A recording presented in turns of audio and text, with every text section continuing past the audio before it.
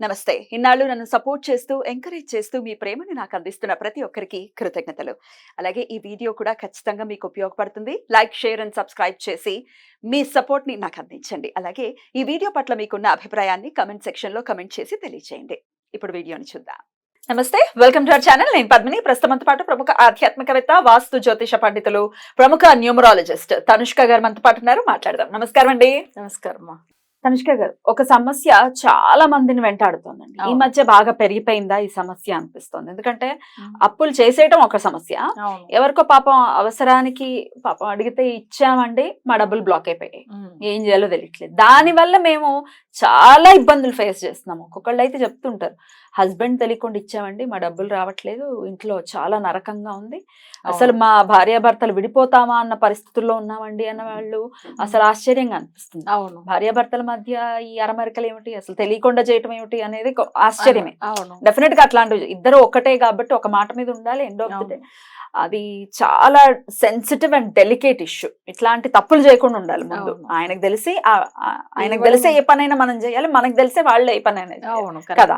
సరే, okay, already జరిగిపోయిందండి, ఇప్పుడు ఏం చేయమంటారు? మాకు రెమెడీ కావాలని అడుగుతారు డెఫినెట్ గా. మరి ఇరుక్కున్న డబ్బులు తిరిగి రావాలి అని అంటే ఏం చేయాల్సి ఉంటుంది? అసలు ఎందువలన జాతకంలో తెలుస్తుందండి వీళ్ళు డబ్బులు ఇచ్చి ఇరుక్కుంటారు అనేది తెలుస్తుందా? తెలుస్తుంది. యాక్చువల్ గా ఇది వచ్చి మనం క్లయింట్ ఇంత ముందుగా మాట్లాడిన ఒక క్లయింట్ సేమ్ ఏమిందంటే, వీళ్ళకి యాక్చువల్ హస్బెండ్ వైఫ్ ఎవరికి అంత తొందరగా నమ్మి ఇవ్వరు. కానీ వీళ్ళు ఏదో ప్రాపర్టీ కొనుక్కుంటామని అనుకుని పెట్టుకున్న డబ్బులు ఏమైందంటే, ఒకసారి వాళ్ళ హస్బెండ్ ఏం చేశారు, వాళ్ళ అంటే తెలిసిన వాళ్ళు వీళ్ళ ఇంటికి ఫ్రెండ్స్ లాగా జస్ట్ ఎప్పుడు వస్తారు వెళ్తారు, బిజినెస్ పర్పస్ మీద ఏదో వెళ్తూ ఉంటప్పుడు వాళ్ళు మాట్లాడుకోవడం అట్లా అయిన తర్వాత ఏమైందంటే, కొంచెం డబ్బులు కావాలని జస్ట్ కొన్ని డబ్బులే ఫస్ట్ స్టార్టింగ్లో. తర్వాత వాళ్ళు అడిగినప్పుడంతా వీళ్ళు ఇవ్వడం స్టార్ట్ చేశారు. అంటే వాళ్ళకి అర్థం కాలేదు, వాళ్ళు అడిగితే ఎంత అడిగినా ఇవ్వడమే అప్పులు. సో ఇస్తూనే ఉంటారు, బట్ రిటర్న్ అయితే వీళ్ళు లేదు, మీరు ఇప్పుడు ఇది ఇస్తేనే నాకు ఆ ప్రాబ్లం సాల్వ్ అయితే నేను అప్పుడే మళ్ళీ మీకు రిటర్న్ ఇవ్వగలను. సో వాళ్ళ మాటలు చూడండి, వాళ్ళు నమ్మేస్తున్నారు. బట్ వీళ్ళు అదే అంటుంది ఆమె, యాక్చువల్ గా మా హస్బెండ్ ఇలాంటి పనులు చేయరు, ఎందుకు అట్లా నమ్మి ఇచ్చేసారో తెలియదు తనకు అట్లా అని. బట్ ఎంత వెళ్ళి అడిగినా లేదండి, మీరు అసలు ఏం లేదు, ఈ డబ్బులు ఇచ్చిన తర్వాతనే నాకు మళ్ళీ వేరే ఈ బిజినెస్ క్లిక్ అవుతుంది, నేను ఇస్తాను. బట్ మీరు అంటే అడిగినట్టుగా ఇంట్రెస్ట్ కానీ అసలు మీరు తీసుకున్న డబ్బులు అవన్నీ నేను ఇవ్వగలుగుతాను. బట్ ఇట్లా ఇసి కొన్ని సంవత్సరాల తర్వాత ఏమైతుందంటే, ఒక 1 year తర్వాత వచ్చిన డబ్బులంతా తీసుకుని ఆ ఇంట్లో నుంచి వాళ్ళు వికెట్ చేసి వెళ్ళిపోయారు, ఎక్కడో అబ్స్కాండ్ అయిపోయారు అసలు.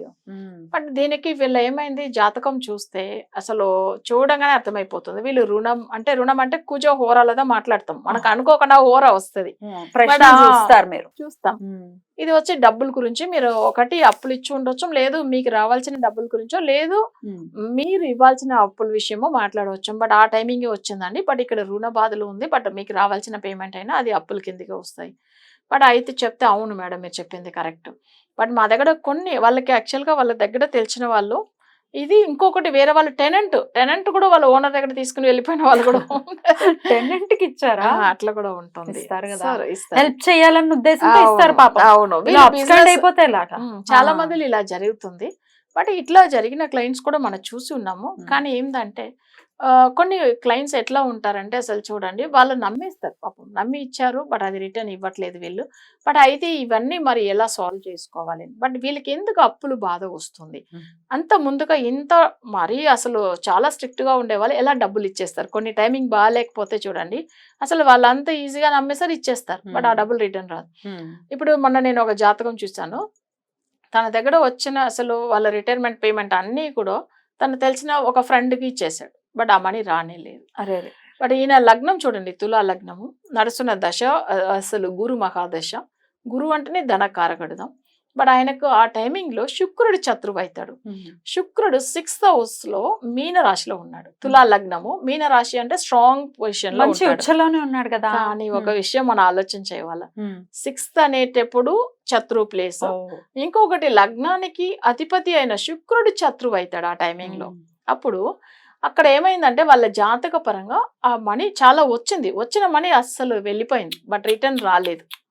అంటే చూడండి, జాతకము నడుస్తున్న దశ మంచి దశ, బట్ అందరికి ఏమనిపించును, గురు దశ బాగుంది, బట్ నిజంగానే బాగుంటుంది, కానీ కొన్ని లగ్నానికి మంచోడు కాదు గురు, అసలు వాళ్ళకి సమస్యలు ఎక్కువ ఇస్తాడు. అప్పుడు ఏమైతుందంటే ఆ రుణ బాధలు అనేది ఆ టైం బాగా లేకుండా వాళ్ళు ఇచ్చేసారు. బట్ ఎన్ని సంవత్సరాలు మంచిగా చేసుకున్న వాళ్ళు ఎందుకు ఆ టైం అంటే ఆ దశ వచ్చినప్పుడు మాక్సిమం చూడండి గురు మహాదశలో ఎక్కువ చాలా సఫర్ అయిన వాళ్ళు శుక్రుడు అంతర్దశలోంచి అస్సలు ప్రాబ్లమ్స్ కంటిన్యూ అవుతా ఉంటది.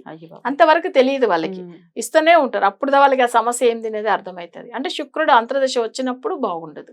సో ఇదిదా మనం అర్థం చేసుకోవచ్చు. ఇంకొకటి జాతకంలో ఈ అప్పుల విషయంలో బాధపడేదానికి మేజర్ కుజుడు అని చెప్పాను కదా, బట్ ఆ కుజుడు మేష రాశిలో మాందిగా ఉంటానో లేకపోతే వృశ్చిక రాశిలో మాంది గ్రహం ఉంటేనో వాళ్ళకి రుణ బాధలు అనేది ఎక్కువ ఉంటుందండి. ఇది చాలా మంది క్లయింట్స్ మనం చూసినాము. అసలు వాళ్ళ నవాంశ చక్రంలో కానీ లేదు రాశి చక్రంలో కానీ కుజుడు నెగిటివ్ అయినప్పుడు అసలు వాళ్ళకి ఎంతదా డబ్బులు అనేది వీళ్ళు ఇవ్వాల్సిన డబ్బులు కూడా ఇవ్వలేకుండా పోతారు, రావాల్సిన మనీ రానే రాదు. మరి ఆల్రెడీ ఇట్లాంటి సమస్యలు ఉన్నప్పుడు మీరైతే ఎట్లాంటి రెమెడీస్ ఇస్తారండి? ఇప్పుడు వీళ్ళకి ఒకవేళ గ్రహాలు మాంది గ్రహం వల్లదా వాళ్ళకి దోషం అని కనిపెడతాం ఫస్ట్. ఎందుకంటే మాంది గ్రహం అనేది నెగిటివ్ పవర్ అస్సలు ఇస్తుంది. అందుకే ఏమైతుందంటే ఎన్ని పూజలు చేసి కూడా మాకు ఫలితం లేదు అని చెప్తూ ఉంటారు చూడండి. వీళ్ళకి మాంది గ్రహ దోషం నివర్తి చేస్తేనే వాళ్ళకి ఫలితం వస్తుంది. వాళ్ళు అందుకే ఎన్నో పూజలు చేశామండి, అందుకే జ్యోతిషం మీద విరక్తి వచ్చిందని చెప్పే వాళ్ళే చాలా మంది నా దగ్గర. నేను అదే అంటాను, మీరు ఇట్లా చెప్తున్నారు కదా, ఫస్ట్ ఎవరికి మేజర్ ప్రాబ్లం ఉందో వాళ్ళదొక్కటిదా మేము మొన్న తీసుకోమని చెప్తాము. ఫస్ట్ వాళ్ళ బాగైన తర్వాత అప్పుడు మిగతా వాళ్ళందరిది కూడా చూపించుకోండి. కానీ ఫస్ట్ మీకు జ్యోతిషం మీద నమ్మకం రావాలంటే ఎవరికి సమస్యలు ఎక్కువ ఉందో వాళ్ళకి రెమెడీ ఇవ్వడం. సో అట్లా ఉన్న వాళ్ళే చూపించుకోండి అని చెప్తాను నేను. అలా ఉన్నప్పుడు ఏమైతుందంటే రుణ బాధల గురించి చూపించుకున్న వాళ్ళు అసలు చాలా అప్పులు ఉందని చూపించుకున్న తర్వాత వాళ్ళకి రెమెడీ ఫాలో అయిన తర్వాత వాళ్ళకి రావాల్సిన పేమెంట్ వచ్చింది. ఒక ఆమె కూడా అసలు చెప్పాలంటే వీళ్ళకి ఏమైందంటే అసలు మొబైల్లో ఎవరైనా ఇట్లా రాంగ్ కాల్ చేసి ఓటీపీ అడుగుతారు చూడండి, మీకు తెలుసు కదా ఆన్లైన్ లో ఇట్లాంటి చాలా రెగ్యులర్ గా జరుగుతుంది కదా. మొన్న కూడా ఒక క్లయింట్, బెంగళూరు క్లయింట్, వాళ్ళకి ఏమైందంటే మనీ ఇట్లానే పోయింది ఆన్లైన్ లో. అసలు ఓటీపీ చెప్పకూడదని తెలియదు, అసలు ఆమె ఐటీలో ఉంది, అసలు చెప్పేసింది ఆమె, మనీ పోయింది. బట్ నేనేమన్నా అంటే ఒక లింక్ పంపించి మీరు ఒక్కసారి కంప్లైంట్ ఇవ్వండి, ఒకవేళ చూస్తామంటే వాళ్ళు కంప్లైంట్ ఇస్తే ఏం చెప్పిండ్రు, మనీ రిటర్న్ రాదండి వెళ్ళిపోయింది అంతే అని చెప్పి వాళ్ళకి మెయిల్ వచ్చింది. బట్ అయితే మిరాకిల్ ఏం చూడండి, మన పూజ ఒకటి ఫాలో అయ్యి అది వచ్చి ఎండింగ్ రోజు ఒకటి వాళ్ళు దానం ఇవ్వాలి.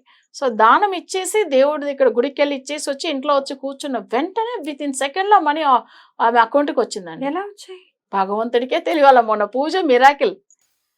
ఒక్కసారి అట్లా ఆన్లైన్ లో డబ్బులు పోవడం ఏంటి, రిటర్న్ రావడం ఏంటి, ఒకసారి ఆ క్లయింట్ తో నాతో ఏమైనా మాట్లాడిస్తారా? 1 minute తప్పకుండా. ఓకే, మీరు మాట్లాడండి, మీరే తెలుసుకోండి. నిజంగా ఇది షాకింగ్. హలో హలో, నమస్తే అండి. నమస్తే అండి. ఇప్పుడే నేను విన్నాను ఇట్లా ఆన్లైన్ లో డబ్బులు పోయినవి రిటర్న్ వచ్చాయి అని చెప్పి. జనరల్ గా డబ్బులు పోయినవి ఏదైనా బంగారం పోయింది అని అంటే ఏదైనా పోలీసులు పట్టుకొని వచ్చి ఇస్తారేమో కానీ డబ్బులు రావటం అనేది ఎప్పుడు వినలేదండి. ఎట్లా అండి, ఎట్లా పోయినాయి, ఎట్లా వచ్చాయి రిటర్న్, ఒక్కసారి నాకు చెప్తారా? నాకు కూడా యాక్చువల్ గా అయితే అది ఒక మిరాకిల్ లాగానే అనుకోవాలి. డబ్బులు అయితే నేను తెలియకుండా ఏదో నాకు ఒక లింక్ వస్తే కొరియర్ లింక్ వల్ల ఏదో క్లిక్ చేశాను, ఆటోమేటిక్ గా బ్యాక్గ్రౌండ్ యాప్ ఒకటి ఇన్స్టాల్ అయిపోయింది మొబైల్ లో. ఓకే, ఆటోమేటిక్ గా అమౌంట్ అనేది నాకు డిడక్ట్ అయిపోయింది. నా దగ్గర అమౌంట్ ఉంటే అమౌంట్ మొత్తం డిడక్ట్ అయిపోయింది. సో డిడక్ట్ అయిపోయింది. నాకు ఇంకేం చేయాలో నాకు ఏం అర్థం కాలేదు. సరే నేను ఇంకా సైబర్ క్రైమ్ రిపోర్ట్ ఇచ్చాను. నా బ్యాంక్ ఏదైతే ఉందో ఆ బ్యాంక్ కి వెళ్ళి కంప్లైంట్ అంతా రేజ్ చేశాను. వాళ్ళ కంప్లైంట్ అంతా కూడా రిసీవ్ చేసుకున్నారు.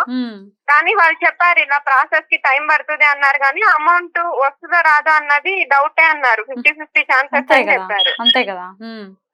కానీ దాని తర్వాత మళ్ళీ నాకు సైబర్ క్రైమ్ రిపోర్ట్ వాళ్ళు ఉంటారు కదా, వాళ్ళు కాల్ చేశారనమాట. ఇట్లాగా మీకు అమౌంట్, మీ టికెట్ అంతా మీరు రైజ్ చేసినంత మేము క్లోజ్ చేసేసాము, మీ అమౌంట్ ఇంకా రాదు అని చెప్పి వాళ్ళు నాకు ఒక 1 week బ్యాక్ నాకు మెసేజ్ కూడా వచ్చింది. ఓకే, సో నేను ఇంకా అమౌంట్ రాదులే అనేసి అనుకున్నాను, వదిలేసాను అనమాట. సరే రాదు అని చెప్పి.